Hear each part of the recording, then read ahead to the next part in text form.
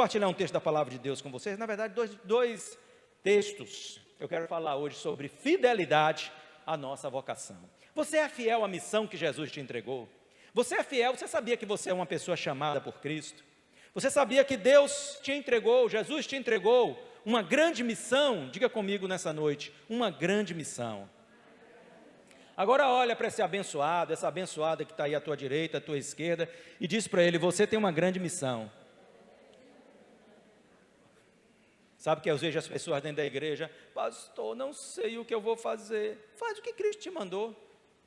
Vai e prega o evangelho. Vai e prega o evangelho. Isso é a vocação primeira de todos nós. Não importa o que você faça, você pode ser um pastor, como eu sou, você pode ser um diácono, você pode ser um obreiro, você pode ser um cantor, uma cantora, um músico, você pode ser e ter a função que você tiver, mas o seu primeiro compromisso com Deus, em termos da sua vocação, do seu chamado, é a missão que Jesus te entregou. E Ele não faz distinção de ninguém. Então não existe essa de você dizer: eu já sou tal coisa, então... Não, Jesus te entregou essa missão. Mas é claro que o Senhor também te deu dons, te deu talentos, para que você sirva a igreja como nós estamos aqui servindo. Eu estou aqui para servir a igreja, porque o Senhor me confiou, não é, a capacidade de instruir a igreja, de pregar, de ensinar, de pastorear a igreja. E como diz o apóstolo Paulo, isso não deve ser um motivo de ninguém se exaltar, porque o apóstolo Paulo diz assim: o que nós temos que não nos tenha sido dado? E olha, aqui o apóstolo Paulo é o apóstolo Paulo, foi o apóstolo Paulo, né? Então quando eu olho para o apóstolo Paulo, eu olho assim, ó, não é? Porque este homem, realmente, ele arrebentou no ministério dele, né? Então nós precisamos aprender com ele. Aqui vai dois textos em que ele faz, dois momentos em que ele mexe com pessoas ali na igreja, tá? E a vida acontece a partir daí, é das coisas que são demandadas na igreja. O primeiro texto é em 2 Timóteo, capítulo 1, versos 6 e 7.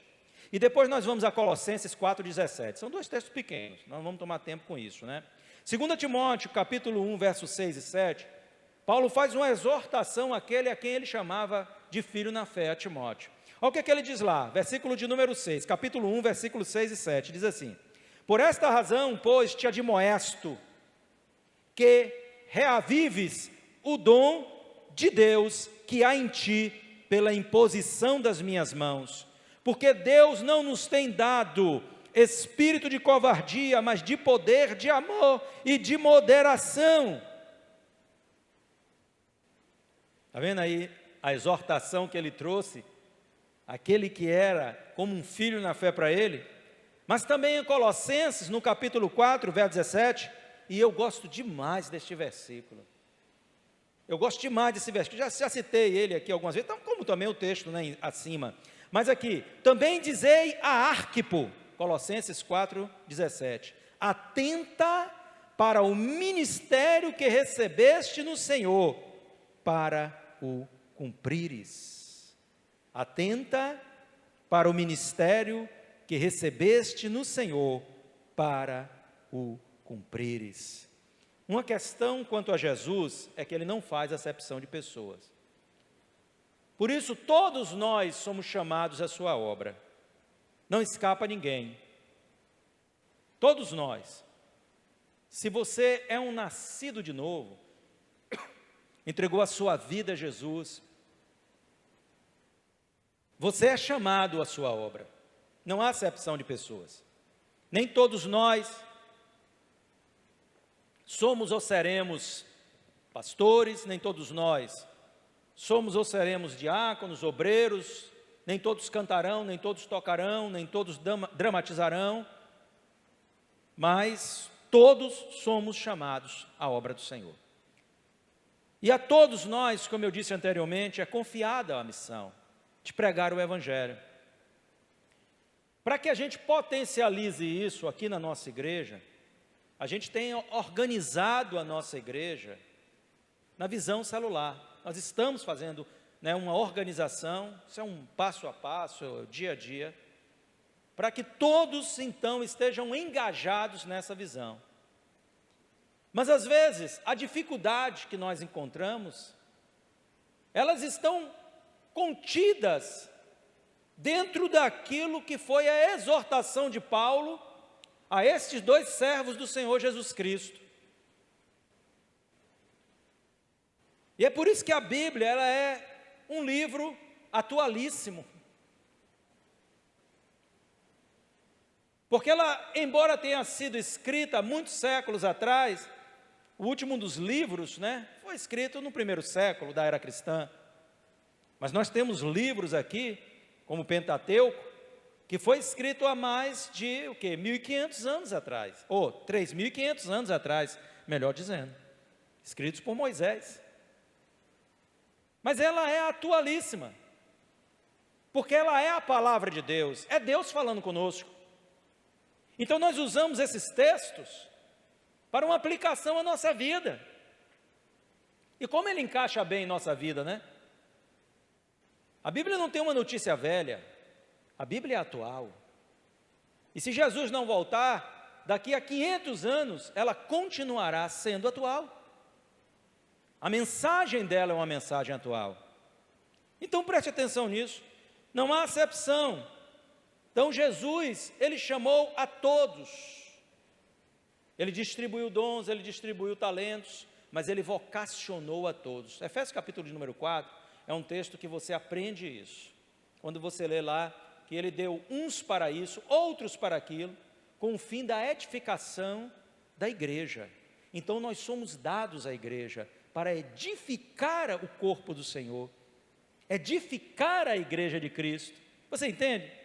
Como tem crente lambanceiro, né, que acha que ele é dono, ele é dono da cocada, é a última Coca-Cola no deserto. Então ele acha que ele é muita coisa. Quando ele é requisitado, ele se valoriza, né? Eu não sei, vamos ver, sabe que eu sou assim, muito ocupado, não é assim, não é como você pensa. A gente tem que entender essas coisas, irmãos. Que nós fomos dados por Cristo à igreja. Aquilo que Deus te deu como um talento, te deu visando o aperfeiçoamento da sua igreja. Não deu para que você escolhesse ou não servi-lo, escolhesse ou não servir a igreja. É uma obrigação nossa servirmos a casa de Deus, servirmos a igreja do Senhor Jesus Cristo. Então, o texto mostra que em todas as épocas, a igreja precisou militar em relação ao despertamento dos talentos, dos dons e do despertamento daqueles que são chamados pelo Senhor. Essa coisa não é de hoje. Despertar a turma não é de hoje.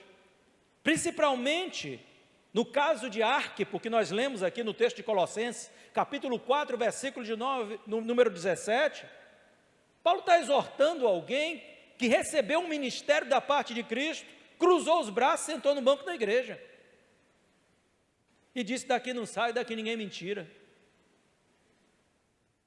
Agora olha só, o Senhor veio então, através da vida de Paulo, e ele escreve uma carta extraordinária, que é a carta escrita aos Colossenses, onde ele fala de coisas extraordinárias. E no finalzinho daquela epístola, como que no apagar das luzes da epístola, o Espírito Santo vem a Paulo e lembra ele de algo que pode parecer irrelevante a muitos, mas não era irrelevante ao Espírito Santo, porque no final da epístola, o Espírito Santo lembra a Paulo de exortar alguém que tinha um ministério do Senhor na sua vida, que tinha a vocação de Cristo na sua vida, que tinha um chamado de Cristo na sua vida, que tinha sido chamado para fazer a missão do Senhor, mas estava de braços cruzados e rejeitando a vocação, não era fiel ao seu chamado.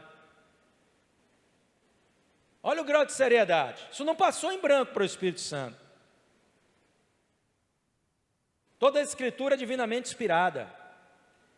E eu creio que o Espírito Santo trouxe inspiração para Paulo trazer toda a doutrina e toda a revelação contida na Epístola aos Colossenses. Mas eu creio também que foi o mesmo Espírito que usou Paulo no final dessa epístola para dar uma chamada no Arquipo. Porque esse cara aqui, ele não estava cumprindo o seu papel. Ele estava de braços cruzados. Então ele manda essa mensagem.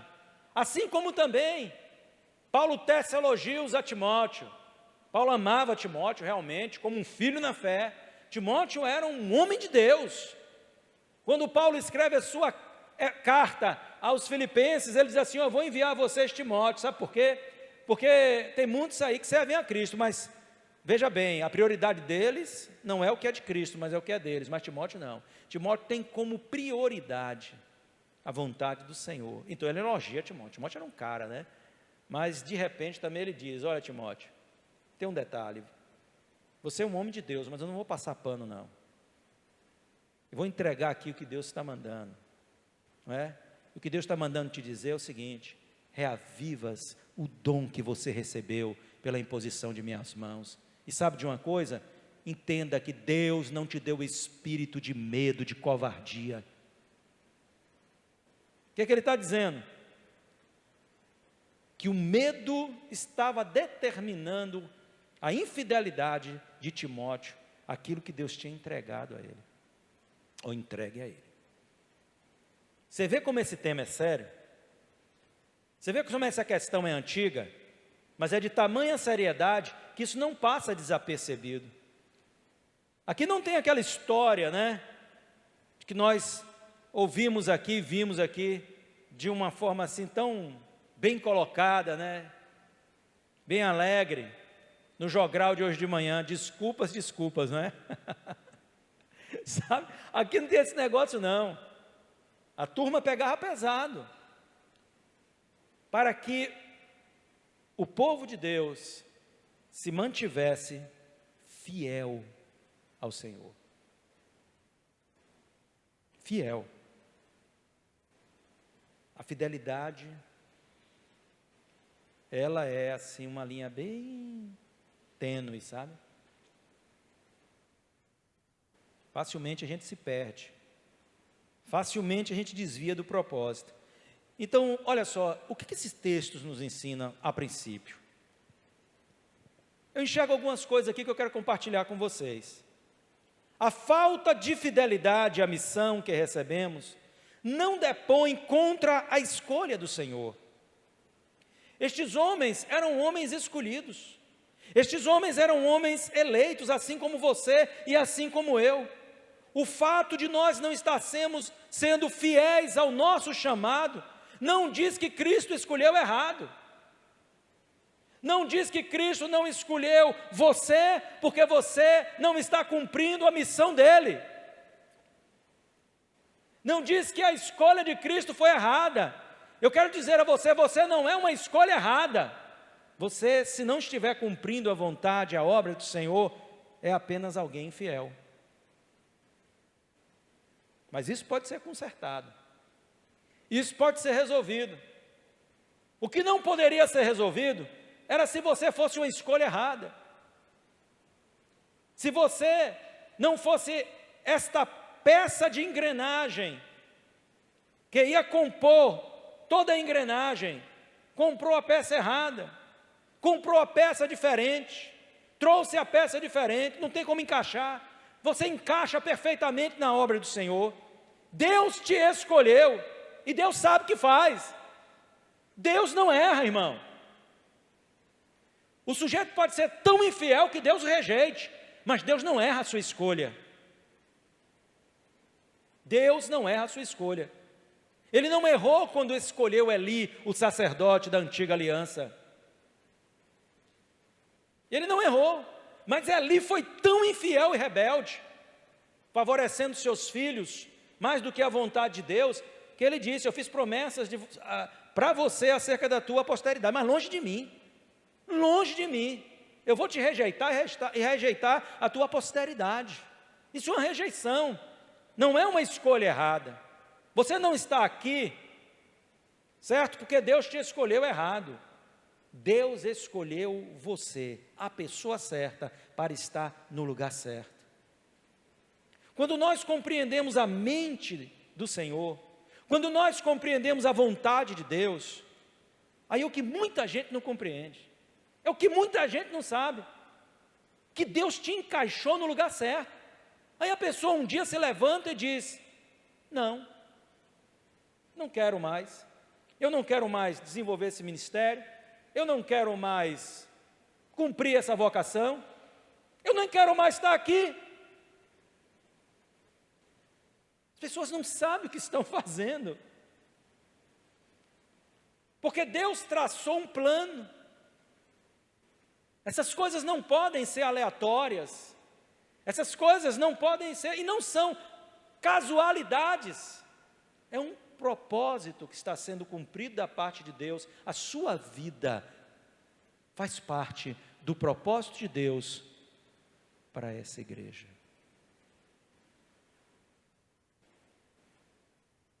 Eu posso ouvir um amém aí, irmão? Ficou difícil? Sei não, viu? O povo está meio assim, parece que está surpreso, sei lá. A sua vida é um propósito de Deus para essa congregação. Você entende isso? Sim ou não? Aí. É necessário que você entenda isso. Uma outra coisa, Deus nos valoriza, isso deve ser incentivo para sermos fiéis. Deus não olhou para você e disse assim: eu não tenho ninguém, eu vou chamar Jairo. Eu já vi gente pregando, né? E tinha aqueles, você sabe que no meio evangélico tem muito chavão, né? E chavão é aquilo, a pessoa vai falando aquilo, não para pensar. Então um fala, o outro repete. E o outro achou bonito, fala também. E o outro que não está fazendo nada, acaba falando também. Então alguém diz assim: Deus usou a mula, pode usar a mim também. Deus usou o jumento, então eu também posso ser usado. Você não é mula e não é jumento.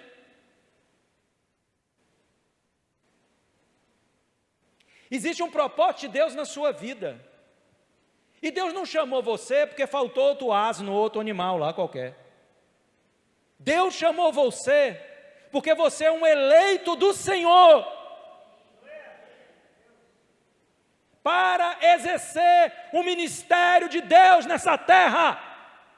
Nós somos ministros de Deus, somos sacerdócio de Deus.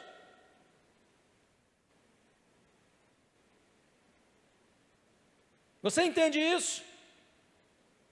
Então Deus não chamou você porque não tinha ninguém para chamar, porque não tinha ninguém melhor para chamar.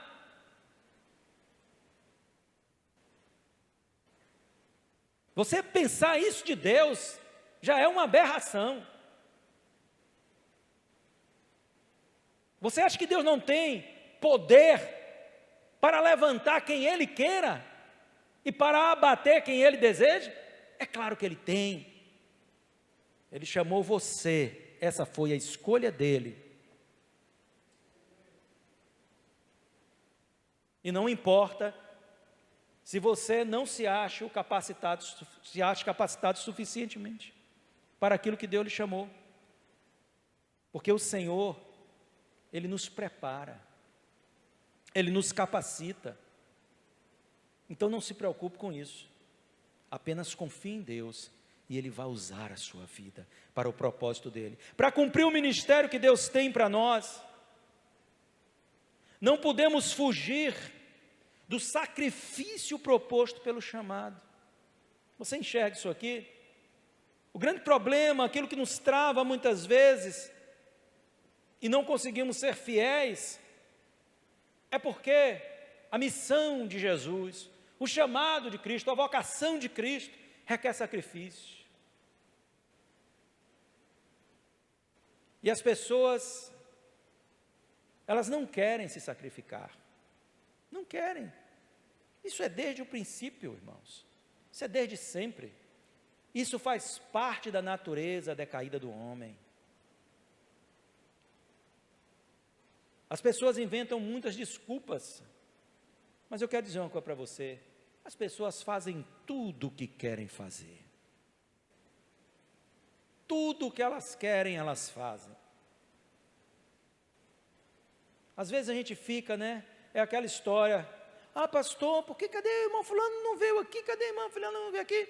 Aí a gente fala, irmão, talvez, não veio porque não quis. Se quisesse, viria. Tirando aqui uma exceção ou outra que viajou, que está talvez doente, né? Nós entendemos isso. Irmão, pelo amor de Deus, não vem porque não quer. Se fosse do interesse, vinha.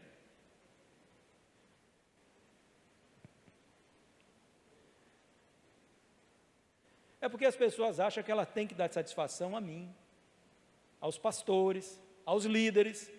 Não. Nós temos que dar satisfação uns aos outros, tenha certeza disso. Essa história de que não temos que dar satisfação, isso não existe. Nós temos que dar satisfação uns aos outros, mas, em primeiro lugar, nós temos que dar satisfação a quem? Ao Senhor. É assim ou não é? Nós temos que dar satisfação a Deus.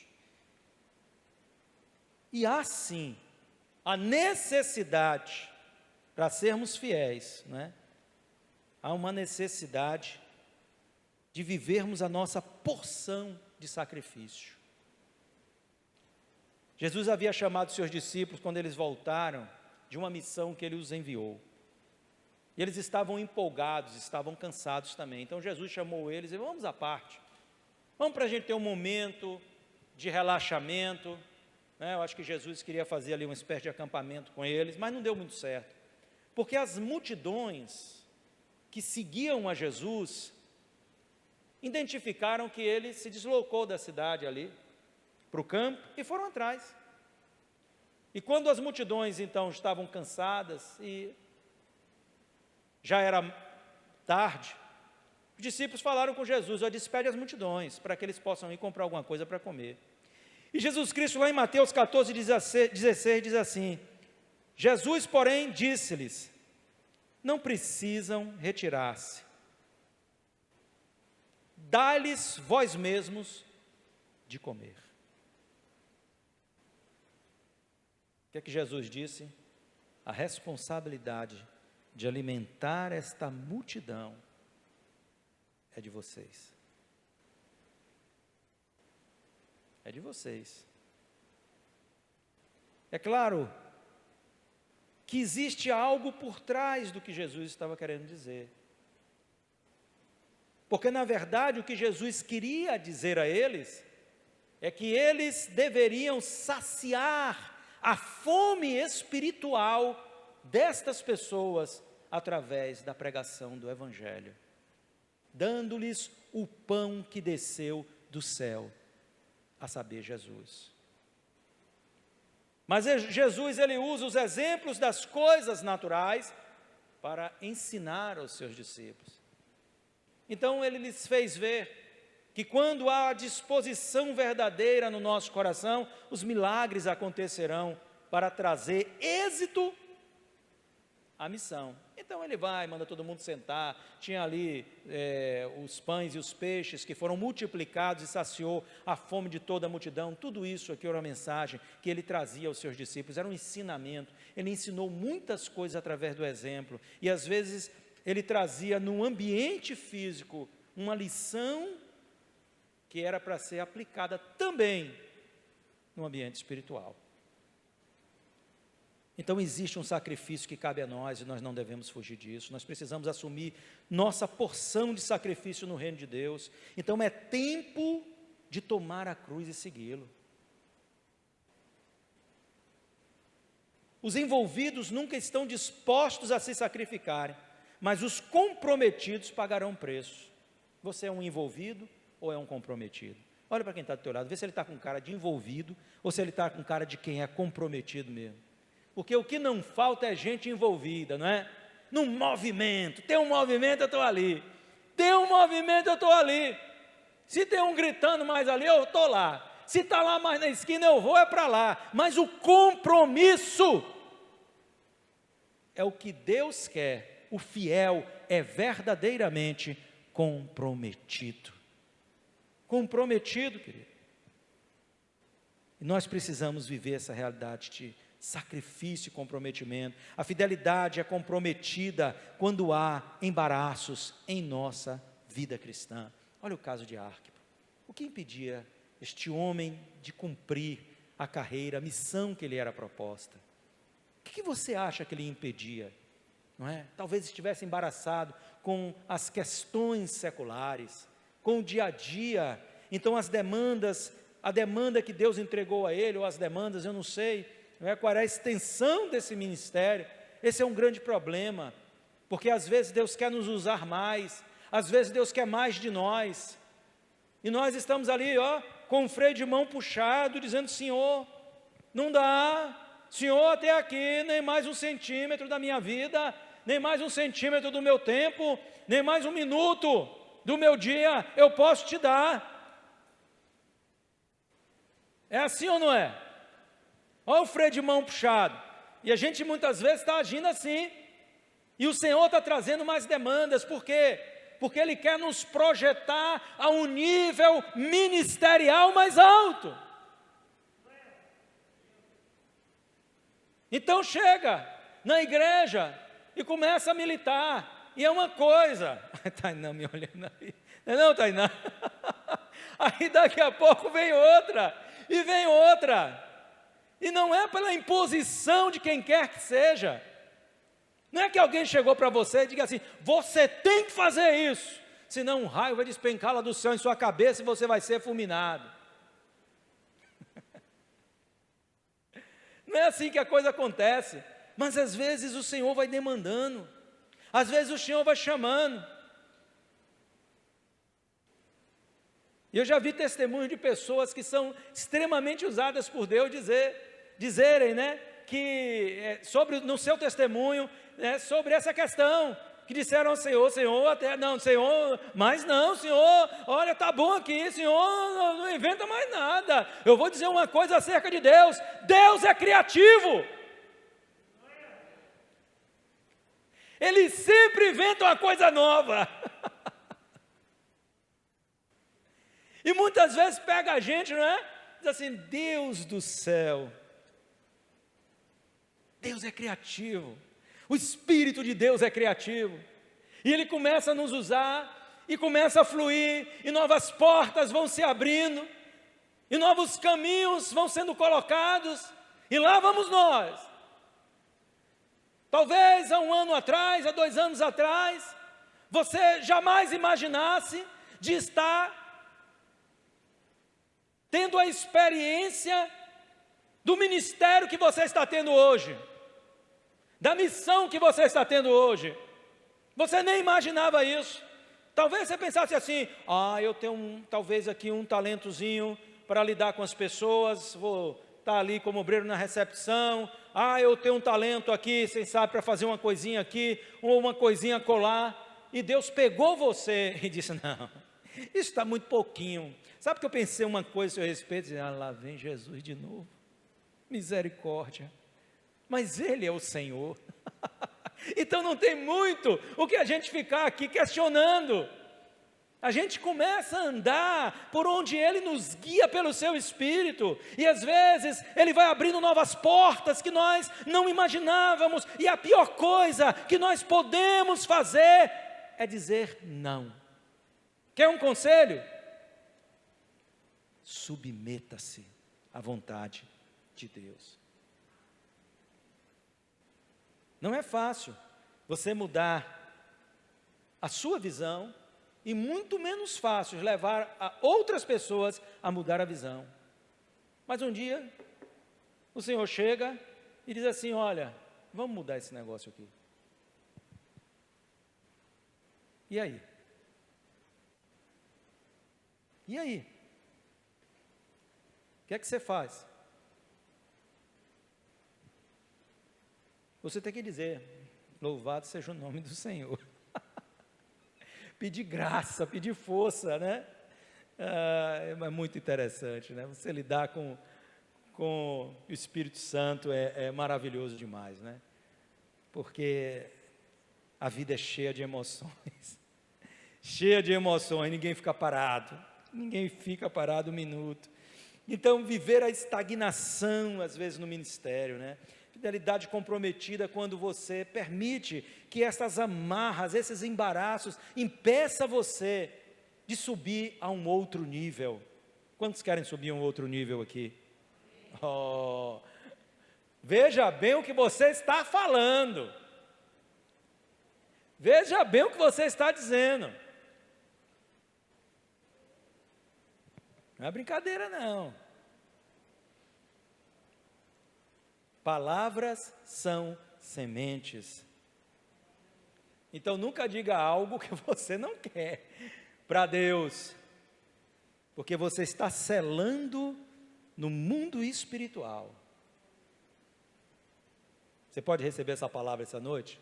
Amém? Esteja preparado para o que o Senhor quer para a sua vida, o que Deus quer para você.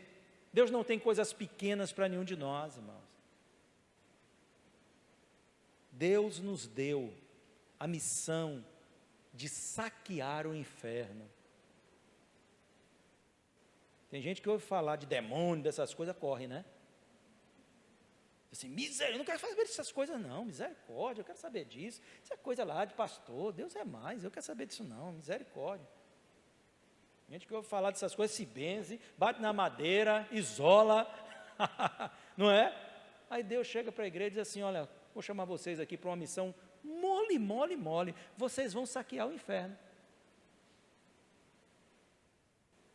Porque essas almas que estão perdidas lá fora, marionetizadas pelo diabo, dominadas pelo poder das trevas, eu estou entregando a responsabilidade de levá-las, de conduzi-las ao conhecimento da verdade a vocês. Vocês não têm o poder de convencê-las, mas vocês têm o poder de evangelizá-las. E quando vocês evangelizá-las, o Espírito Santo vai trabalhar conjuntamente com vocês, e muitas delas serão alcançadas.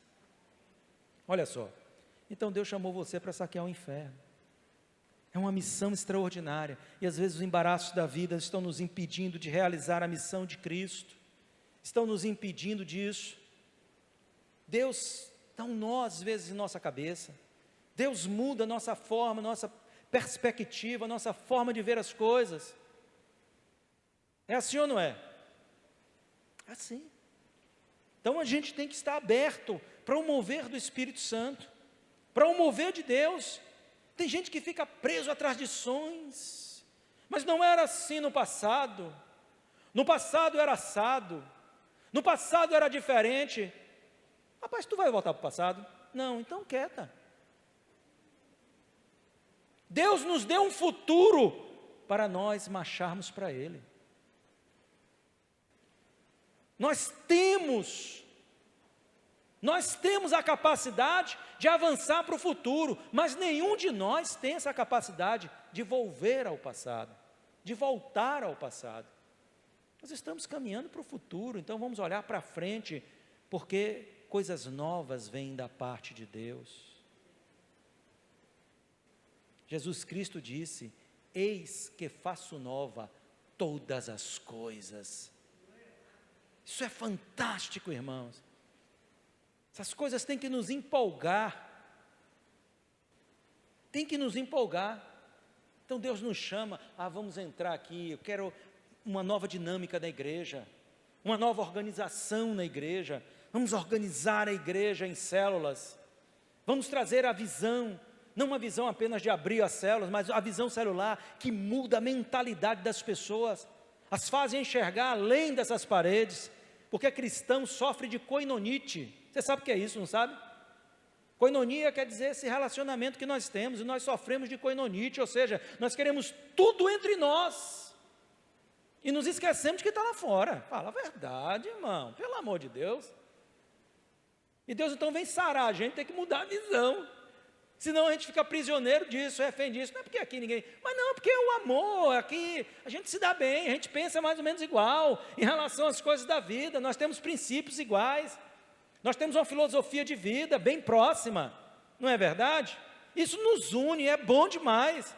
Pedro, João e Tiago estavam lá no topo lá do monte, né? No cimo do monte lá com Jesus, aquela manifestação do poder maravilhosa ali. Então ele diz, que bom que estamos aqui, vamos fazer 3 tendas aqui, e aqui nós vamos ficar, e vamos louvar, e vamos adorar. E Jesus Cristo disse, acaba com a brincadeira, porque tem gente precisando de nós lá embaixo. Vamos descer. E quando eles chegaram lá embaixo, que tinha um jovem possesso de demônio, um pai desesperado e um bocado de crente que não conseguia expulsar o demônio. Mas Pedro, Tiago e João fez o que provavelmente qualquer um de nós faria.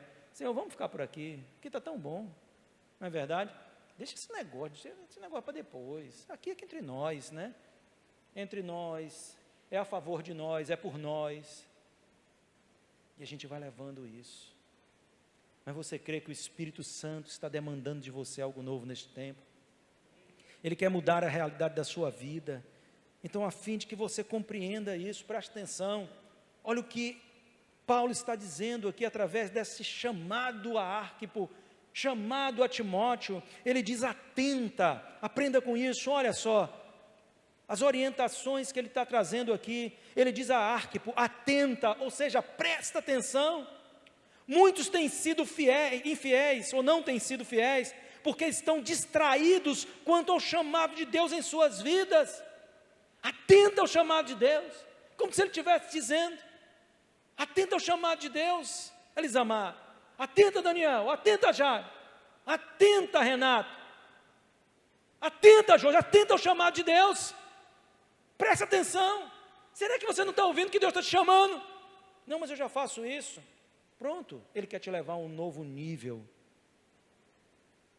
Ele quer te levar a um novo nível, a um novo patamar, a um novo degrau, aonde Ele quer te usar de uma maneira diferente, em algo diferente.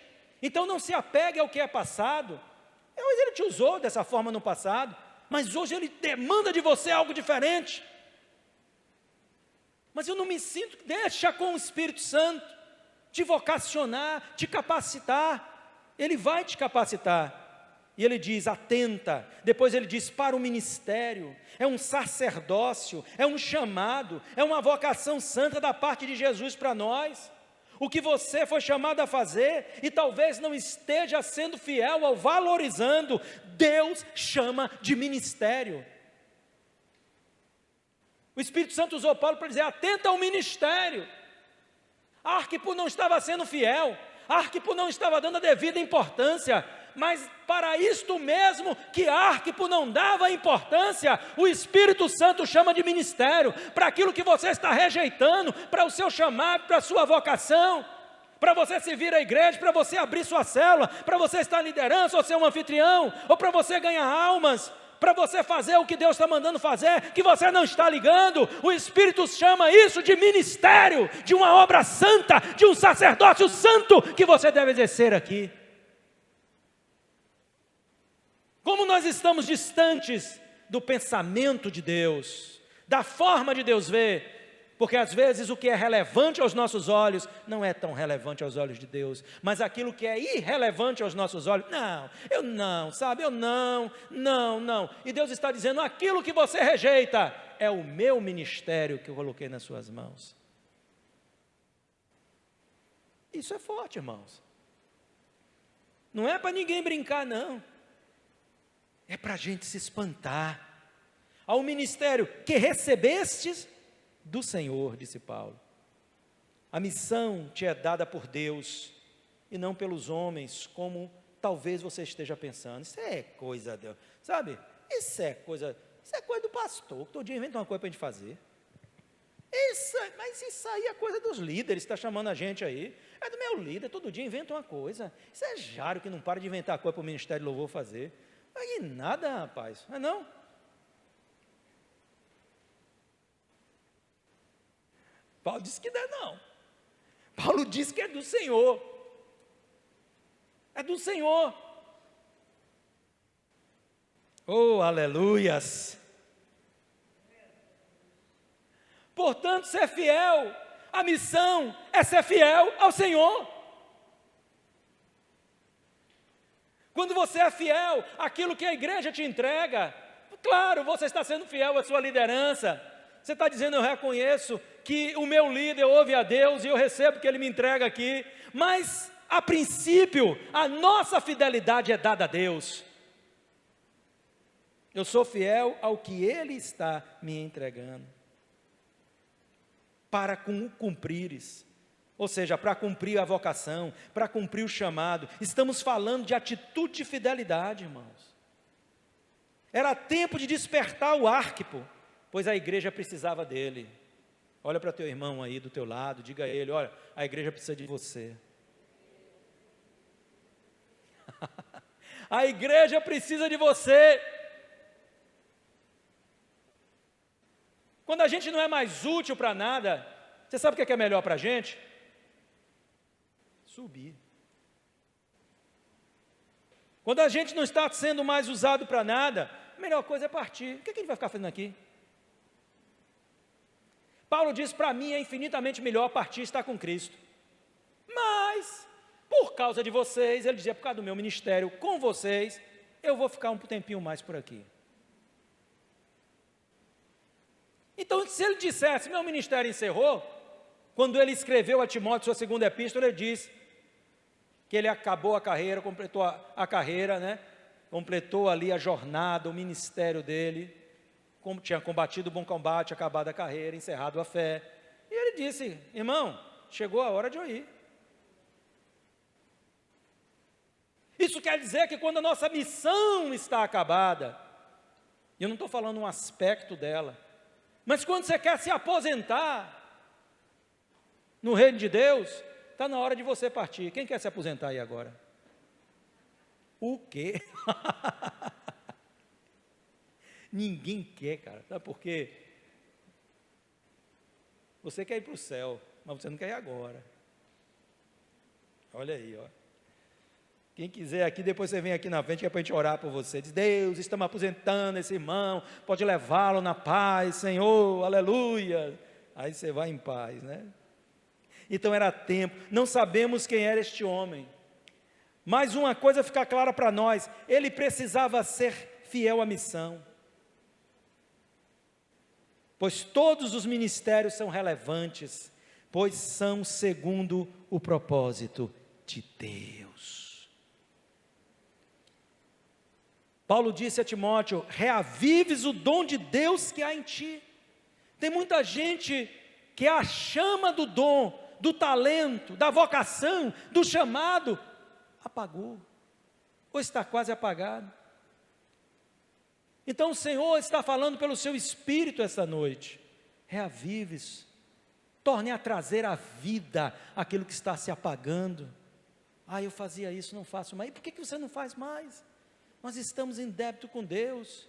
Por que alguns de nós estão aí sofrendo, doentes? Quando eu vejo Deus começar a apertar, eu já fico procurando aí saber os porquês. Não é pecado, a pessoa não é uma pessoa, né, de Deus. Então a gente já começa a procurar os porquês. O que está acontecendo? É uma prova para se achegar mais a Deus? É uma forma de Deus estar dizendo, eu não estou satisfeito com isso, né? Então eu vou dizer uma coisa para você. Pensa direitinho no que você está fazendo. Reavivas o dom que há em você. Tá? E vou encerrar por aqui, por última coisa, dizendo aquilo que Paulo falou, porque Deus não nos tem dado espírito de covardia. Então Paulo está dizendo, teu problema às vezes está no teu medo do fracasso. O teu problema às vezes está no teu medo da não aceitação. O teu problema às vezes está nos teus recalques. Deus está chamando, não sei se consigo, não sei como as pessoas vão me ver, não consigo pegar no microfone que eu tremo, eu não consigo, minha mão amolece. Você acha que o primeiro dia que eu fui pregar no microfone, que foi fácil para mim, eu cheguei lá e disse, aí, estou aqui de boa. Que nada, meu joelho tremia, cara. Não é brincadeira, eu subi lá na igreja que eu congregava, cheia, tapada de gente, e lá ia eu pregar. Falei, rapaz, Eu já preguei aqui nos aniversários da igreja, é tão bom ali, né? No culto que as irmãs faziam, pouquinha gente, a gente falava, as irmãs empolgadas, glória a Deus, aleluia. Aí você para diante da igreja, todo mundo fica assim olhando para você. Não é brincadeira não, mas a gente tem que perder o medo. Deus não nos deu espírito de medo, nem de covardia, mas de coragem, amor e moderação. Levante essa cadeira aí, vamos orar.